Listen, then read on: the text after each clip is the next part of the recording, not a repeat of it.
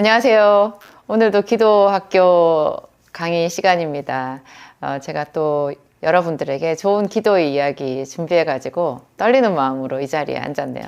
함께 해주시는 여러분께 정말로 감사하고 우리 다 같이 하나님의 보좌 앞으로 좀 더 나아가는 그런 시간이 됐으면 참 좋겠어요. 오늘 제가 말씀드리는 거는 기도를 통해서 우리 자신이 변화되어야 된다라는 거예요. 변화되어야 된다. 제가 성경에서 아주 좋은 예를 하나 찾아보았는데요. 그게 마태복음하고 마가복음에 공통적으로 나와 있는 가나안 여인, 수로보니게 여인의 이야기예요. 여러분 아마 다들 잘 아실 거예요.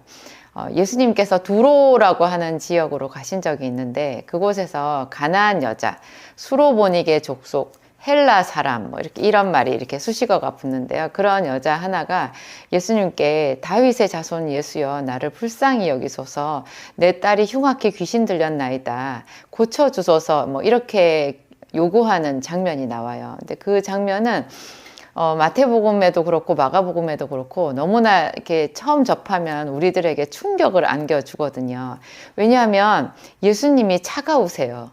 예수님은 자기에게 나와서 간구하고 이렇게 부탁하고 하는 거를 너무 따뜻하게 이쁘게 봐주시는 분이신데요. 가끔 좀 차갑게 말씀하실 때가 있어요. 그런데 이 수로보니게 여자에게 하신 말씀이 가장 차갑고 냉정해서 그냥 마음이 우리가 너무 깜짝 놀래요. 그거를 읽으면. 저는 한 10년 이상 그 말씀을 볼 때마다 이거는 내가 어떻게 소화시키고 어떻게 삼켜야 되나, 이 예수님을 내가 어떻게 받아들여야 되나, 무슨 비밀이 있는 것이지 하면서 고민하면서 제가 묵상하고 그랬었어요.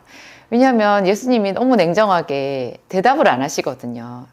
그 여자가 계속 쫓아오면서 얘기를 하니까 제자들이 오히려 예수님께 부탁을 해요. 주여, 저 여자가 자꾸 구하는데 어떻게 좀 해주세요. 그러니까 그때 예수님이 나는 이스라엘의 잃어버린 양 외에는 보내심을 입지 아니하였다. 이스라엘 집에 잃어버린 양 외에는 보내심을 입지 아니하였다. 그렇게만 말씀하시는 거예요. 저 여자는 이방인이라는 거예요.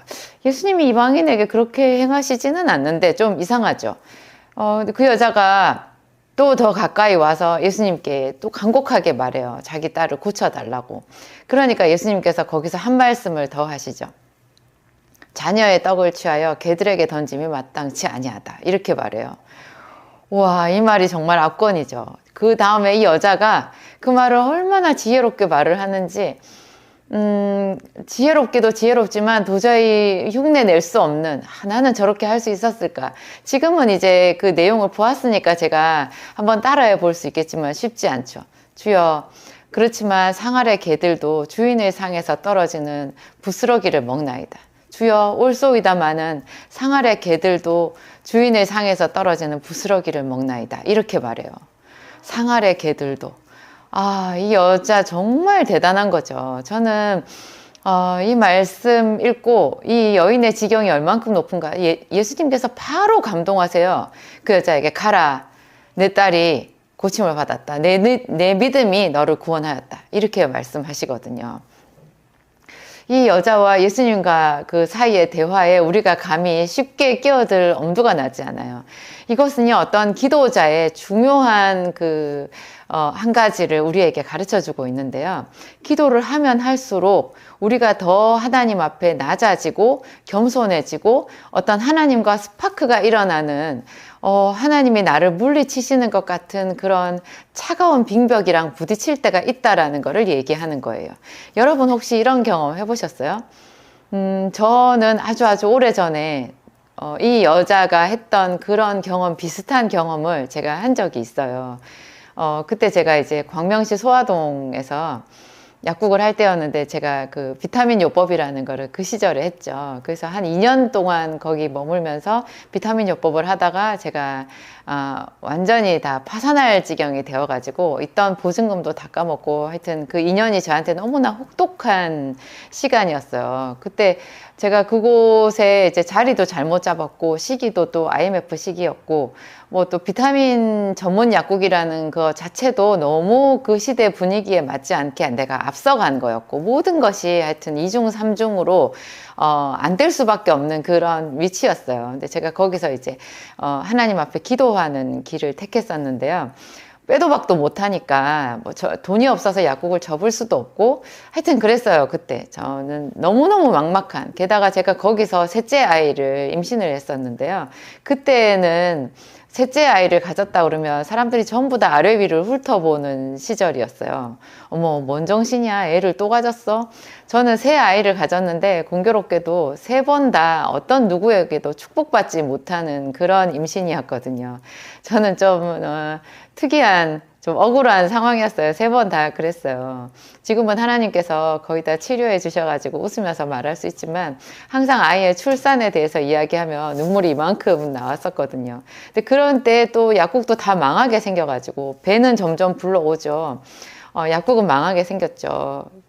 거의 망했죠. 뭐 계속해서 월세 독촉에 시달리고 먹고 살 것도 없는, 이 아이를 낳으면 이제 먹일 분유값도 없는, 뭐 하여튼 그렇게 절박한 상황이었는데, 제가 매일 약국에서 기도했었거든요. 오늘 손님이 없으니까 그냥 조제실 안에 방석 하나 깔아놓고요, 아침부터 저녁까지 그냥 계속해서 기도했어요. 조금 중간에 이제 지치면 가서 계속 성경을 봤고, 제가 거기서 성경을 얼마나 많이 봤는지 몰라요. 성경 보고 비타민 공부하고, 하여튼 하루 종일 그랬던 것 같아요. 그 시간이 저에게. 그때 제가 그날도 하나님 앞에 그 부른 배를 안고 하나님 앞에 기도를 했는데요.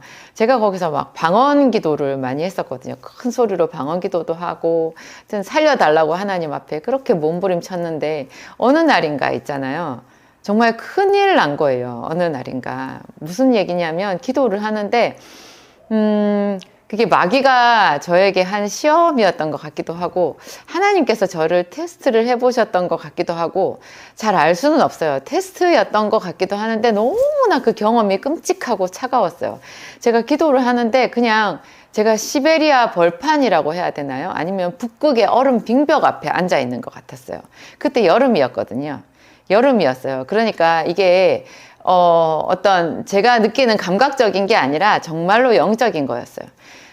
완전히 빙벽인 거예요. 그 차가운 바람이, 그 빙벽이 딱딱한 그 냉정한 그 기운이 흐르는데요. 이게 뭐지, 이게 뭐지? 제가 계속 기도를 해도 제 그 기도가 다 미끄러져 버리고 흩어져 버리고 어떻게 할 수가 없는 거예요. 그래서 제가, 그렇지만 어떻게 하겠어요? 여기서 계속 기도를 하는데 어떤 음성이 나한테 그렇게 말했어요. 네가 믿는 예수가 이렇다. 네가 기도해도 이렇게 냉정하고 차갑고 너를 외면하는 것이 예수다. 그런 소리가 들리더라고요. 그런 소리가. 그리고 그 소리를 거부할 수가 없을 정도로 온 몸이 있잖아요. 그 거부감, 거절감이라고 해야 되죠. 그 하나님 앞에 쫓겨난, 단절된, 아마 지옥에 가면 그런 느낌이 들지 않을까요? 지옥에는 빛이 없고 하나님과 완전히 단절된, 예수의 이름을 부를 수도 없는 곳이 지옥이라고 제가 들었거든요. 제가 그런 체험을 한 것 같아요. 저는 멀쩡히 깨어 있었고 꿈을 꾸는 게 아니었고 그냥 거기서 기도를 하는 거였어요. 와, 그 경험이 그날 하루 종일 갔었어요. 아무리 기도를 해도 계속해서 그 얼음 바닥 위에 나뒹굴어지는 그 차가운 시베리아 바람이 내 온몸을 감싸는, 그냥 제가 몸부림쳤어요. 거기서 그렇게 하면서 이제 그 목소리가, 네가 믿는 예수가 이렇다, 네가 믿는 하나님이 이렇다, 네가 기도해도 아무 소용이 없다, 그 음성이 제 온몸을 그냥 막 이렇게 흔드는 거죠. 뼛속까지 그 음성이 저를 괴롭히는 거죠. 그때 제가 이렇게 말했어요. 어떻게 하겠어요? 예수님이 그렇다고 해도 나는 이 자리를 떠날 수가 없어요. 나는 다른 데 갈 데가 없어요. 나는 그래도 예수 그리스도의 이름을 부를 수밖에 없어요. 이렇게 했어요. 그래도 나는 예수님 앞에 남아 있을 수밖에 없다. 나는 딴 데 갈 데가 없다. 그렇게 하면서 기도했거든요. 어느 순간에 그 차가운 냉기가 싹 사라지고 하나님의 은혜가 저에게 부어지기 시작하더라고요. 그리고 몇 달 안 돼서 제가 그곳을 정말 기적처럼 출애굽하듯이 빠져나와서 안산으로 오는 그런 큰 경험을 한 적이 있어요. 하나님 앞에 예수님 앞에 이 수로보닉의 여자가 가서 구했잖아요. 이것은 우리가 기도를 하는 그런 거를 이제 말한다고 볼 수 있는데요. 이렇게 할 때 아주 초신자 때는 하나님께서 그냥 너무 따뜻하게 우리에게 뭔가를 주시고 쉽게 응답해 주시고 이렇게 해요. 하지만 어떤 단계가 있어요. 더 깊은 곳에 들어가려고 하면, 그리고 그렇게 기도를 하는 내가 너무나 오만하고 하나님 앞에 겸손하지 않고 자기 죄를 인정하지 않고 이런 어떤 욕심에 꽉 차 있고 이렇게 할 때도 아마 마찬가지일 거예요. 그럴 때 그 하나님께서 주시는 어떤 테스트라고 해야 되나요? 그런 테스트랑 맞물려서 마귀가 우리에게 더 아주 잔인하게 어떤 말을 줄 수도 있어요.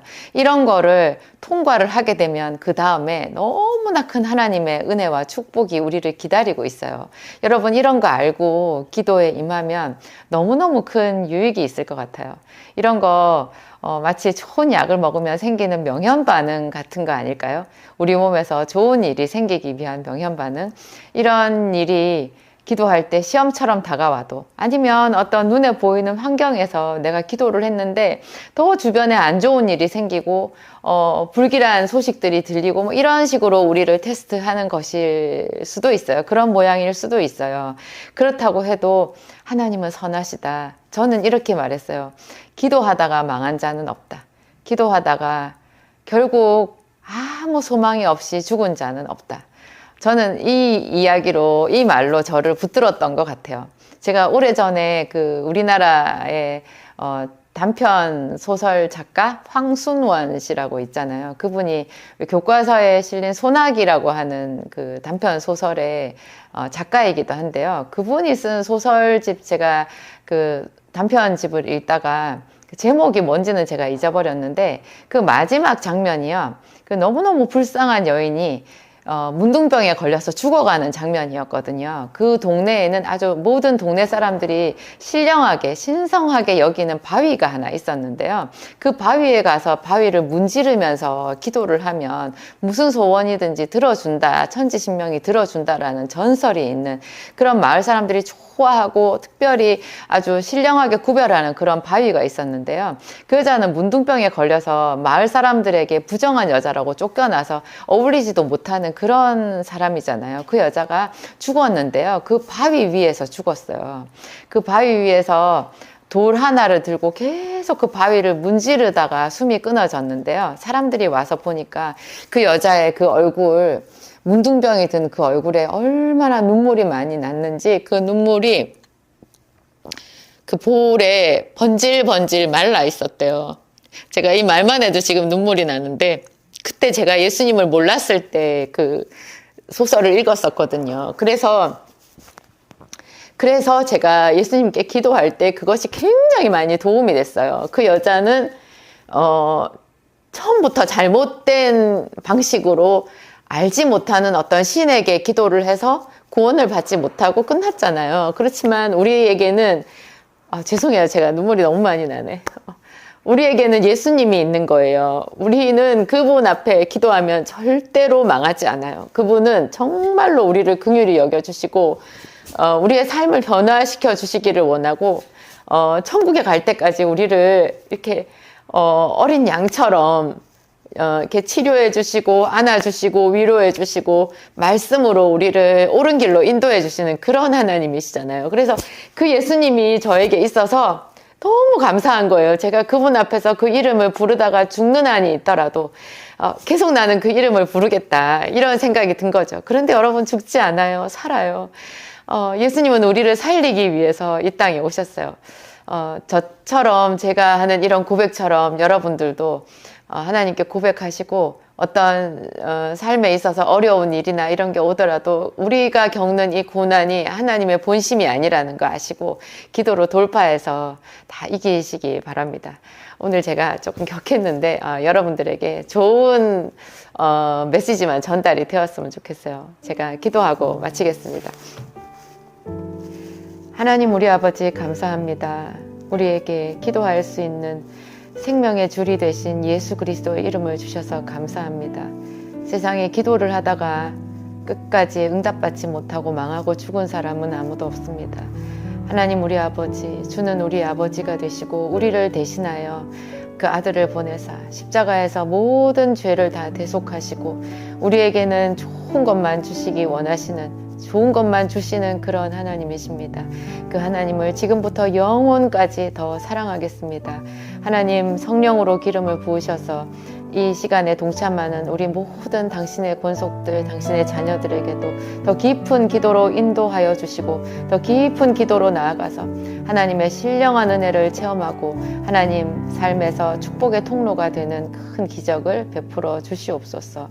감사드리오며 예수님 이름으로 기도하였습니다. 아멘.